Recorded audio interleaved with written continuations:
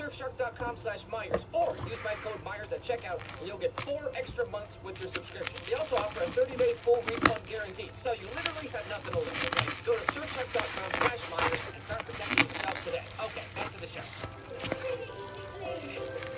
The platters more to the left. No, those flowers off to the side. Yes, I'm not sure for these. Mrs. Watson, there's another batch in the oven. Girls will need something warm after a fortnight in the carriage. I mean, hey, see, we got Lady Bridgerton walking around looking at nothing with those little T-Rex arms that she does, you know, just pretend like she actually does anything around the house. Which brings up a point about this season, is that it's much more focused on the health, the servants, the downstairs people, you know what I'm saying? This plays directly into what the season is kind of all about, which of course we'll talk about a little bit later. Anyway, so the Bridgertons are all back from whatever they're doing, and everyone's so gosh darn happy and excited about life because they have no responsibilities whatsoever. Ain't none of these kids cleaning out the cat's litter box every day, that's for sure. Oh, that's perfect. Just like you. You're not perfect, Elliot. I'm just like his mother. There are not nearly enough people in Scotland, Pen. I had to take to talking to sheep. Could you not just eat his cheeks? That's a weird thing to say there, my dude. It's like when girls have like a cat, you know, they're always like, you're so gosh darn cute. I want to squeeze your face and turn you into mashed potatoes. Is everything well, Mom? Oh, everything is perfect. It should be perfect. It would be perfect if... Where is Benedict? Oh, you know, just the usual, being artsy and bisexual. And so the mom takes it upon herself to find out what her son's been up to all this time, and turns out he's just laying in bed with 2 harlots on a Thursday, Benedict? Later on, she goes to confront him in the way that moms always do, you know, with that classic palpable sarcasm that always starts with something like, I'm just curious, or I'm just trying to say... I apologize. For what? For constantly missing family events or turning up late? Usually smelling of liquor, for taking advantage of my forgiving nature? And never so much as a single I'm sorry, Mom, or thank you, Mom, for giving up years of your life for me. I would have never treated my mom this way, but hey, what do I know? Guess I'm just the worst mom ever. Or for debauching yourself so much so this summer that apparently you have ended up with not 1, but 2 mistresses. I know, right? Absolute legend. Now, as you've seen over the past couple years, Benedict is somewhat of a free spirit in that he hangs around the most pretentiously annoying people you'll ever meet in your life. You know, content creators. And so, thusly, he's not really all that interested in marrying anyone, especially since all the girls around town are kind of boring. I'm only saying, the eligible ladies of the Tom, they display no true animation, no zest for life, no personality. Proud dog mother and wine lover. I like drinking at Disney World. Which requires you to be a gentleman and not a rake. But okay, so as we kind of saw a little bit earlier, Lady Bridgerton is hosting the first ball of the season, and it just so happens to be one of those masquerade balls, you know, which is where everyone puts on a mask and they dress up in fancy costumes, and so no one knows who is who. It could be anyone. This season's literally just copying that Hilary Duff movie, you know what I mean? Like, come on, you can't fool me. The point of the evening is to try to hide his identity by costume or mask. Not that many succeed, but they still must dance. Will they stay masked all evening? Until the clock strikes midnight. Sounds thrilling. Yeah, you know, that sounds awesome when you live in Bridgerton where everyone's like super hot, right? But if you ever actually go to one, it's like, uh-oh, it's midnight. Guess it's time for us to reveal it. Aw, man. But okay, so it's finally time for the ball and everyone's all like, wow.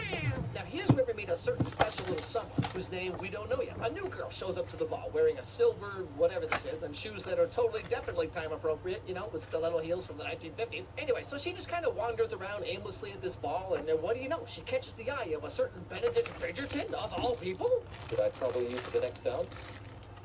You see, I would love to, but I have misplaced my dance card. Unlucky. Lord Napier, forgive me for interrupting. I have just found this young lady's dance card. Unfortunately, my name is next. What if he said this and then she was like, yeah, actually, never mind, I'm gonna go with the first guy. But of course, him being at Bridgerton, there's a bunch of other girls who are all vying to get his name on their dance cards, such as these other new characters that just kind of walked in like 2 minutes ago. There he is. He's so handsome. Do not be shallow. What matters most is his surname. My dude, that's even worse. What the heck you talking about? I want a hot boyfriend. Oh, don't be so shallow. Just focus on his money instead. Hey, you're running low on cash? Just DM your favorite YouTuber and say something like, oh, golly gee whiz, I don't know how I'm gonna pay rent this month, but don't worry, I'll figure it out. Yeah, I'm sure you will. Anyway, so Benedict and Mystery Girl start talking and they start to hit it off in a kind of interesting way. What is your name? Why did you rescue me? It is rare to see someone beaming with joy at one of these things. This positively spilling out of you.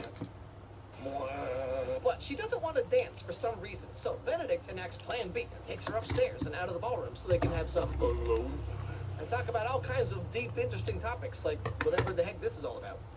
Put all of the attention on others so that no one might see beneath your surface. Sometimes it is easier to stay in shallow water.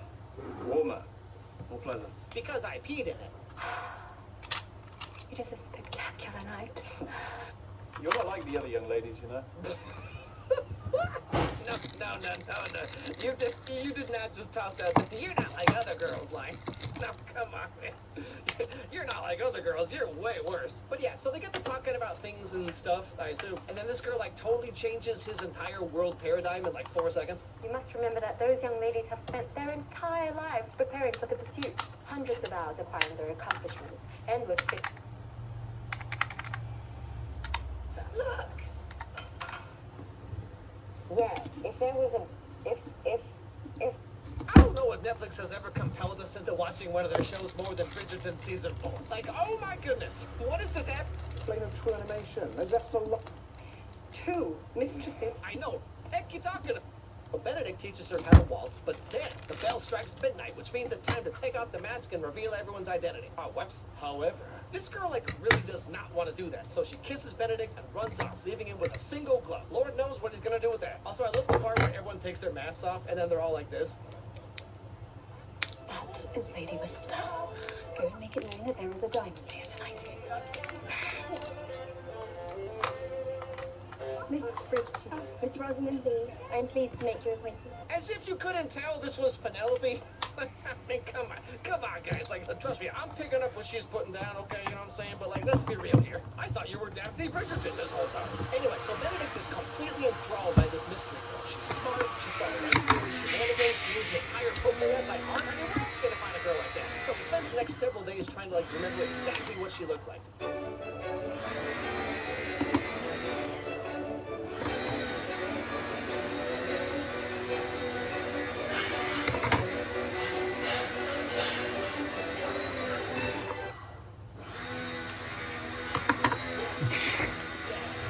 Now, we come to find out that this girl is named Sophie, and she's actually a maid who snuck out that night to go to the ball, and that's why she had to rush back. The house that she works for is of the family that we saw earlier, talking about like surnames and all that. Now, just to summarize and catch everyone up here, and also, like, given the framework of this season, you can literally guess all this yourself in like 30 seconds. But this woman is Sophie's stepmom. Sophie is the illegitimate child of her dad and one of his maids. So after marrying this lady and then dying of mysterious circumstances, the stepmom had Sophie reduced to a maid so that her own daughters would rise up to like high society status or whatever, you know? The street is from his father. Do not call me. He works. For instance, to help someone be entry. So perhaps you're right. I should have put you back on the street. So, summarizing just a bunch of stuff here. Ultimately, the stepmom does find out that Sophie, like, stole her dress and shoes and stuff and snuck out to go to the ball. And so, she gets really mad and kicks Sophie out of the house. Sophie then goes off to find some, like, under-the-table job anywhere she can, which just so happens to be one of the places that Benedict likes to sit around and do nothing at. And turns out the owner of this country cottage is kind of a jerk. And Benedict, of course, has to step in and save the day. I apologize. Treat a woman in such a manner ever again, and I will personally ensure you never return to society. We shall never touch her. Because she no longer works here.